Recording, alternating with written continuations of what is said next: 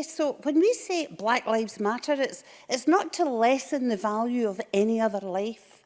It's simply to say that Black Lives matter.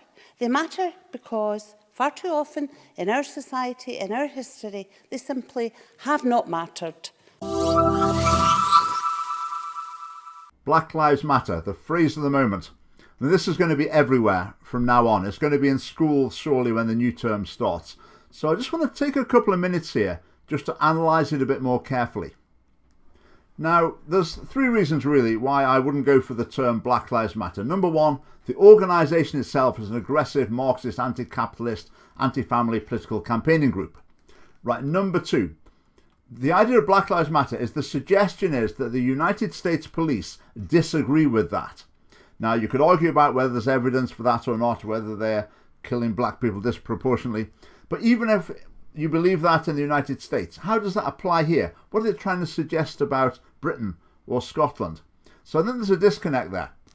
And point number three, the issue of police brutality.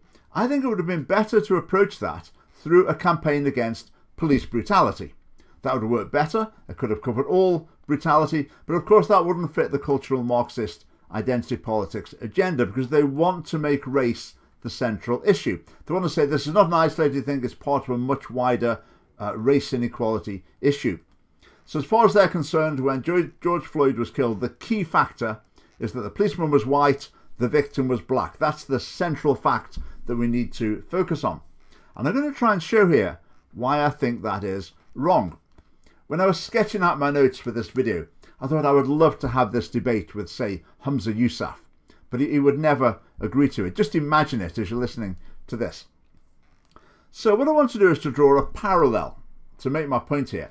And I want to draw attention to the grooming gang issues. Obviously, in many cities and towns in England, there's also been a case in Scotland. There are cases where, in a lot of cases, groups of men of Pakistani heritage, sometimes groups of asylum seekers, they were grooming for sex teenage and much younger white girls. And there's been a lot of court cases, a lot of them sent to prison, etc. So as far as I'm concerned, this is obviously a problem. The police need to investigate it, try and solve it, but I don't want to play it up as a race issue. Now, there are some people who absolutely love the grooming gang situation because they want to play it in order to enhance their either anti-immigration or racist. I'm not saying they're the same thing, but they think it promotes their political agenda in that regard. So they want to talk about it as much as possible. On the other hand, you've got people who find it really embarrassing. They're more bothered about the so-called racist backlash that it could provoke. In some cases, they seem more concerned about that than the actual crime. And obviously in England, there were cases where the police failed to tackle it properly for that reason. In Scotland, when the gang in Glasgow was uncovered, it was dealt with, but then it was kept quiet. It only came out a lot later. I think the politicians are definitely along this line. Humza Yousaf, definitely. I think the media are on that line as well. Again, my position, I'm neither. I don't want to play the grooming gangs issue as a racial grievance. I just want it dealing with. I want justice. I want a fair society. Okay, the statistics do indicate that it seems to be people from a particular type of background, and the victims do all seem to share a characteristic as well. So maybe focusing the response in a way that tries to deal with the issue by focusing on the right areas, that's absolutely fine, but I don't want to play it as a racial grievance issue. But what I'd like you to imagine now is, let's say you've got a group who are either racist or anti-immigrant or maybe both, and they really want to make this a race issue. They want to cause racial division and racial tension through the grooming gang scandal. So they've got the evidence. I mean, the disproportion in the perpetrators and the victims is very real. So they come up with a slogan, and their slogan is "White Girls Matter." I think that slogan has actually been used. I think I've seen it somewhere. I can't remember. Anyway, so they come up with the slogan "White Girls Matter." So they're suggesting that it's racism in the perpetrators, which might be true. It certainly looks like it seems to be a factor in selecting the victims. So the White Girls Matter campaign is launched. Are they going to have a debate on that in the Scottish Parliament? Are footballers going to have White Girls Matter on their football strips? Are people going to be taking the knee, or whatever the equivalent would be, for White Girls Matter? Will every big corporation be putting White Girls Matter on their merchandise? When you go to church on Sunday, will it be a special focus on White Girls Matter? I don't think so. The White Girls Matter campaign would be condemned as racist. People would be refusing to endorse it. It would be described as hate speech. People are saying that's a poisonous form of words. And yet the people who are involved in the White Girls Matter campaign, they'd be saying, what are you trying to say? You're saying that white girls don't matter. And the people would say, no, we're not saying that. What we're saying is you're trying to stir up racial division with your divisive slogan. Now, I can't see why that's not just completely double standards. Now, if anyone wants to come and have a little debate about this with me, we could do that online. Just there's an email below. I'd love to talk to someone who could try and argue the other side of the case here, because I just can't see it. So we've got a little table here to help. Roughly speaking, if you've got Black Lives Matter movement and the White Girls Matter movement, then you've got to choose a position out of these 4 options. Okay, option number 1, you support the Black Lives Matter movement and you support the White Girls Matter movement. You think they're both issues they're both campaigns highlighting the problem of racism. They're both central race issues. Now, I think that position is consistently wrong, but I do think it's consistent. So someone in that situation, they would look at the recent stabbings in Glasgow and in Reading. They'd say, right, perpetrator, BAME person, victims, white. So they're race incident. That's a race crime that we're dealing with. Okay.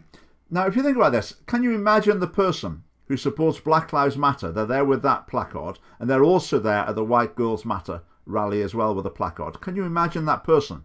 It's impossible to imagine them, isn't it?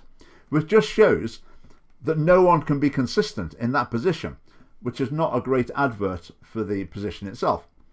Okay, let's go over to top right. Someone supports Black Lives Matter, but they won't support White Girls Matter. Well, that makes it seem to me that they support the one that suits their political agenda, and they'll use the race issue to suit their cause, but they won't apply it consistently. Okay, how about bottom left? That with a person that really opposes Black Lives Matter, they've got no time for that, but White Girls Matter, are they right behind that one? Same applies. They've been inconsistent, choosing the one that fits their political agenda, making race the issue when it suits their cause. Right, bottom right. This is where I am. This is where the Scottish Family Party is.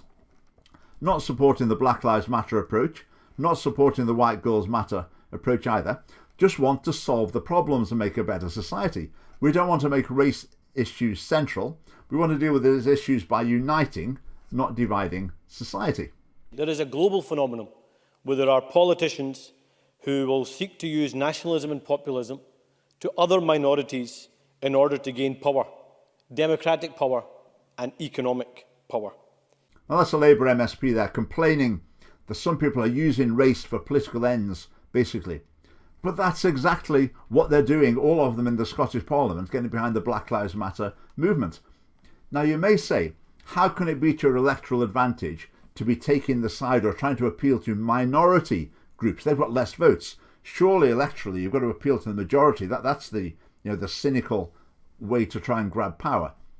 Well, not really. Because if your political message is that the society is unequal, we need to share wealth and power, and the way to do that is through the states taking control of more and more aspects of life. I mean, that's leftist ideology. You're trying to make group outcomes identical by rigging the system. And the central way of rigging the system in this way of thinking is by abolishing capitalism and replacing it with a rigged economy, replacing it with socialism.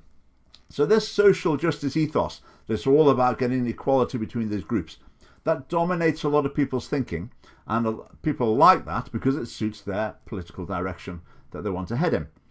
So when these people look at any issue, like inequality is more important than anything. So even with health, some people seem now more bothered about health inequalities between different groups than they are about just health in general, the health of the nation.